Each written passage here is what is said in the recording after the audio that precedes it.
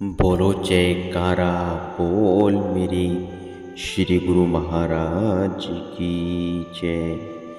सौभाग्यशाली गुरुमुखों, जीव पुरुषार्थ से कितने बड़े बड़े कार्य सिद्ध कर लेता है। लाखों करोड़ों की संपत्ति एकत्र कर लेता है। इसी तरह यह चाहे तो शुभ कर्मों की संपदा भी एकत्र कर सकता है। यदि इंसान रोज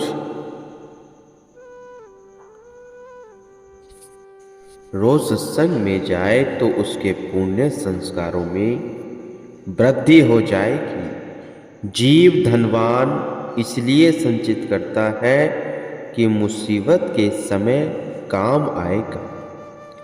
इसी प्रकार शुभ कर्मों की पूंजी एकत्र करने से परलोक सुखी बन जाता है। यह सद्विवेक सत्संगति के बिना दुनिया में कहीं नहीं मिल सकता। जीवन की सत्यता का बोध सत्पुरुषों के सिवा कोई नहीं करवा सकता। उन्हीं का जीवन सफल होता है जो सत्पुरुषों के वचनों को हृदय में धारण कर नाम की कमाई करते हैं। सभी वेद शास्त्र और ग्रंथ भी पुकार पुकार के यही वर्णन कर रहे हैं कि जो नाम में सुरती जोड़ते हैं वही संस्कारी जीव ही अपने जीवन को सुखमय बनाकर परलोक में सम्मान पाते हैं। प्रेमी इस अनमोल निधि को पाकर ऐसे झूम रहे थे जैसे कोई रंग कुबेर का खजाना पाकर अपने भाग्यों पर इतराता है। इस प्रकार सबको भक्ति के रंग में रंगकर आप वापस निवास स्थान पर पधारे। वहां आकर सबको नित्य नियम से श्री आरती पूजा का नियम पालन करने का आदेश दिया। सब प्रेमियों के मन में खुशी का अनूठा रंग छा गया।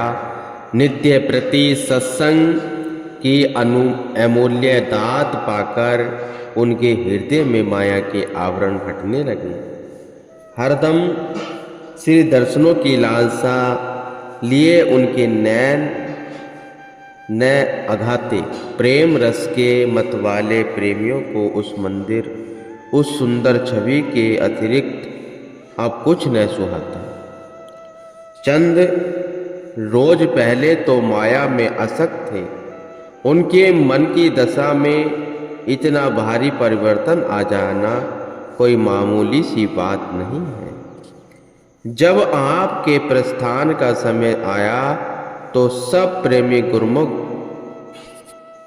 प्रेम विभल होकर आपको कुछ दिन और ठहरने के लिए विनय करने लगे। आपने उनकी सच्ची लगन को देखते हुए वचन फरमाए कि अब हमें भारत को विदेश में आए हुए 1 महीने से ऊपर हो गया है। हमारा वायदा है कि हम पुनः यहाँ आएंगे और श्री परमहंस अद्वैत मत का झंडा लहराएंगे।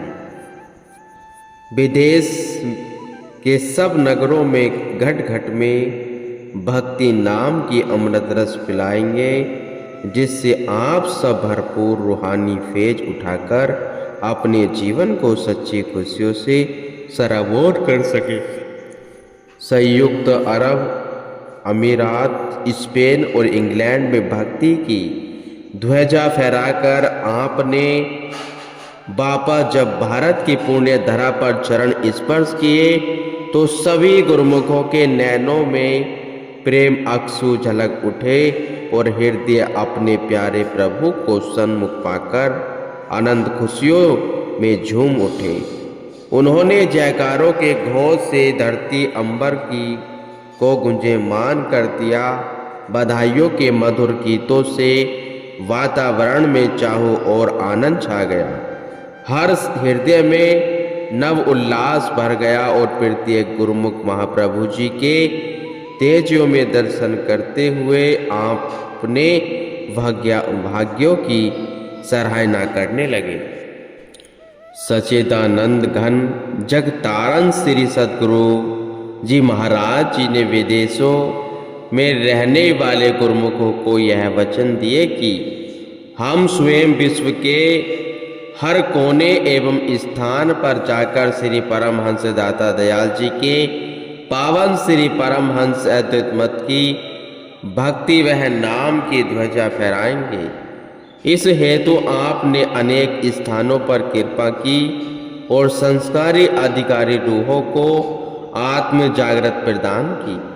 आपने उनके अंतर्मनस में भक्ति का बीजारोपण तो कर ही दिया था, उसे पुष्पित पल्लवित करने के लिए सितंबर सन 1986 में आपने पुणे विदेश जाने का कार्यक्रम बनाया। मुंबई अमरधाम आश्रम में रहने वाले गुरुमुख को श्री दर्शनों से कृतार्थ कर आप रात्रि समय एयरपोर्ट पर पधारे। संग में आए हुए गुरुमुखों ने सुखद सुमंगल यात्रा के लिए आपको अपनी हार्दिक शुभकामनाएं अर्पित की। आपने भी उनके पुष्प गुलदस्ते एवं हार स्वीकार कर आपने पावन आशीर्वाद प्रदान कर उन्हें अपना मधुमेह मुस्कान से निहाल कर दिया। पुनः विमान में विराजमान होकर मैड्रिड की ओर प्रस्थान किया। मैड्रिड 30 सितंबर सन 1986 को स्पेन के समय अनुसार प्रातः लगभग 8:45 बजे आपने संत मंडली सहित मैड्रिड में कृपा की। यहाँ की धरती आपका चरण स्पर्श पाकर धन्य हो उठी। गुरुमुख प्रेमियों ने एयरपोर्ट पर आपका भव्य स्वागत किया। आप कार में विराजमान होकर कुटिया पर पहुंचे। आपकी असीम अनुकंपा से कुटिया का निर्माण कार्य पूर्ण हो चुका था। प्रकृति की ओर से प्रत्येक स्थान के वातावरण में अलग अलग अनुभूति होती है। आत्मिक आनंद को पाने का स्थान बन जाने पर स्वाभाविक ही आत्मा प्रफुल्लित होती है। उस जगह के वातावरण एवं वायुमंडल में मानसिक शांति के सौरभ को पाकर जीव आत्मा विभोर होने लगता है।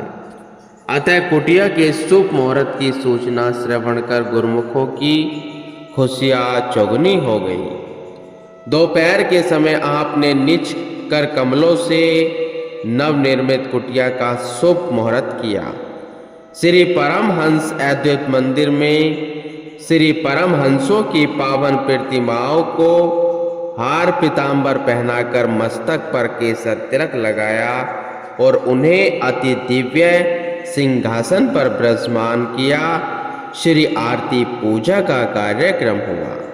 तत्पश्चात आपने इस मंगल वेला में पावन वचनों की अमृत वर्षा करते हुए फरमाया, आप सब गुरुमुख अति सौभाग्यशाली हैं जो आपको भारत से कोसों मील दूर अपने शहर में भी भक्ति और रूहानियत का ऐसा केंद्र मिल गया है जहां आकर आप रूहानी फेज उठाकर अपनी आत्मा का कल्याण कर सकते हैं, सच्चे सुख शांति प्राप्त कर सकते हैं।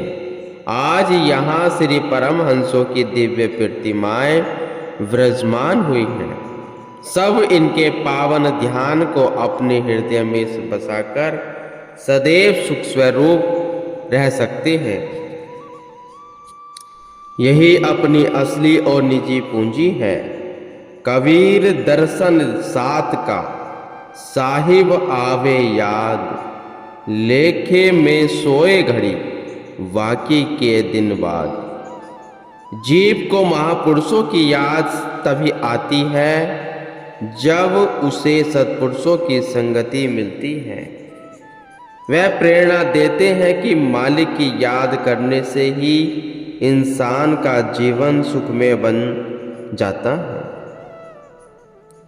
और बन सकता है। उसके दुख कष्ट कलेश दूर हो सकते हैं। उसको सच्ची खुशी और आनंद प्राप्त हो सकता है। गुरुमुखों, जो महापुरुषों के वचन अनुसार अपने समय को ध्यान सुमरण में व्यतीत करते हैं उन्हें ही ऐसा सुख प्राप्त होता है जैसे कि आज आप लोगों को नसीब हो रहा है। श्री परमहंसों की आरती पूजा दर्शन ध्यान जो आप बैठ कर रहे हैं, यह ध्यान ही तो सुखों का आगार है। इससे पल पल में इंसान अपने अंदर सुख और आनंद भर रहा है। यह एक ऐसी चीज है जो इंसान के अंतकरण में अपनी छाप लगा देती है। जब जब इंसान को इसकी याद आती है तो उसे अलौकिक आनंद की अनुभूति होती है। गुरुमुख के दिल में यह लालसा भरी रहनी चाहिए कि मुझको ऐसे अवसर नसीब होते रहे। ऐसे दुर्लभ अवसर को प्राप्त करने के लिए ही महापुरुषों ने इस श्री परमहंस अद्वैत मंदिर का निर्माण किया, जिसका आज सब लोगों ने उद्घाटन देखा। इस उद्घाटन की खुशी में हम सबको मुबारक दे रहे हैं, जो कि सही मायनों में गुरुमुखों के लिए सच्ची खुशी और सच्चा आनंद प्रदान करने वाली वस्तु है। यहाँ आकर इंसान सभी दुख कष्टों से मुक्ति पाकर अपना लोक और परलोक दोनों संवार सकता है। शुभ मुहूर्त के इस अलौकिक दृश्य को निरखकर सबकी आत्मा आनंदित हो हर्ष तिरेक में झूमने लगी। 1 अक्टूबर साय समय श्री वचन हुए। मैट्रिक निवासी प्रेमियों ने बड़े शौक लगन और प्रेम से सेवा की और उनकी सत्संग की लगन को देखते हुए हम बहुत प्रसन्न हैं। उसी प्रकार अपनी लगन श्रद्धा और विश्वास को बढ़ाते जाना है। माया की हानि लाभ कोई हानि लाभ नहीं है। ये तो आने जाने वाली वस्तु है और फिर ये स्थायी नहीं है, साथ जाने वाली नहीं है। धन कुटुंब मान इज्जत महल मड़िया और यहाँ तक कि अपना शरीर भी साथ नहीं जाता। साथ जाने वाली स्थायी वस्तु केवल सत्पुरुषों की संगति से जो नाम भक्ति की दात मिलती है, वह ही साथ जाने वाली वस्तु है और सुख प्रदान करने वाली है। जो पक्के गुरुमुख होते हैं वे माया के उतार चढ़ाव में अपना मन डामाडोल नहीं करते, बल्कि अडोल अथाह दृढ़ संकल्प और श्रद्धा से सत वस्तु को पहचान कर भक्ति और नाम में दृढ़ रहते हैं और उनके संपर्क में आने वाले अन्य जीव भी उनसे लाभान्वित होते हैं। जलता हुआ दीपक सब और उजाला कर देता है। क्या 1000 बुझे हुए दीपक एक दिए को जला सकते हैं? बताओ नहीं। सबने विनती की, नहीं स्वामी जी। फरमाया, एक जलता हुआ दीपक हजारों दीपकों को रोशन कर सकता है। इसी प्रकार आप गुरुमुख प्रेमी अपने चित्त में और अधिक से अधिक लगन लगाओ और सत्संग में समय दो। अपना असली काम यही है, इसमें दृढ़ हो जाओगे। दुनिया के सब पदार्थ आपके पीछे रहेंगे। पावन वचनों की रोशनी प्रदान कर उन्हें भक्ति के मार्ग में सुदृढ़ रहने की शिक्षा देकर आपने आगे की ओर प्रस्थान किया। सहोता 2 अक्टूबर रात 8 बजे मैट्रिक से ट्रेन द्वारा सारी रात सफर करने के बाद श्री सद्गुरु महाराज जी प्रातः 8:30 बजे अल्जीरिया पहुँचे। वहाँ से समुद्र जहाज द्वारा सहोता के लिए रवाना हुए। 3 अक्टूबर दोपहर 12 बजे जब सहोता की धरती पर चरण रखे, वहाँ उपस्थित गुरुमुखों के हृदय उल्लास से परिपूर्ण हो गए। सब मिलकर शुभ अभिनंदन और शुभ मिलन के तराने गाने लगे। आपने मृदु वचनों में सबकी कुशलात पूछकर खुशहाल कर दिया। श्री वचनों में जागृति प्रदान करते हुए आपने फरमाया, लाल दास उठ भजन कर, आलस उग निवार, रच वेगाना कारज अपना, दिन सुहा लेह सवार। संत सत्पुरुष जीव को चेतावनी देते हैं कि हे जीव, यह मनुष्य शरीर एक बेगाना यंत्र मिला है, इससे काम ले लो, यही यूं ही गफलत और प्रमाद में अपना समय को व्यर्थ न गवाओ। काम कौन सा है? मालिक का भजन सुमरण में ही अपना काम है, बाकी सब काम बेगाने हैं और साथ जाने वाले नहीं हैं। जीव धन, कुटुंब, परिवार और रिश्तेदारों से प्यार करता है, लेकिन अपने शरीर से अधिक प्यार कोई भी नहीं है। लेकिन जो शरीर इतना प्यारा है वह भी बेगाना है, वह भी साथ नहीं निभाता। तभी तो संतों ने फरमाया है, साथ तेरे जाएगा बस प्रभु का नाम ही, जिस दिन दुनिया पे तू है फिदा, वो दर हकीकत है नफी। केवल प्रभु का नाम ही आगे दरगाही में तेरे साथ जाएगा। जिस फानी दुनिया के आकर्षण में जी फंसा हुआ है वह सब मिथ्य है, सब यहीं का यहीं रह जाने वाला है। इसलिए समय रहते जो चेत जाते हैं, सत्पुरुषों की शरण संगति में आकर उनसे नाम की दीक्षा लेकर उसकी कमाई करते हैं, वे ही अपनी आत्मा को निर्बंधन कर अपना परलोक सवार लेते हैं और मालिक की प्रसन्नता को पा लेते हैं। अमूल्य वचन अमृत का रसपान कर प्रत्येक हृदय में भक्ति का झरना स्फुटित होने लगा। प्रेमी जन इसमें मंजन कर माला माल होने लगे। अगले दिन प्रातः आपने कुछ भक्तों की विनय पर उनके घर कृपा फरमाई।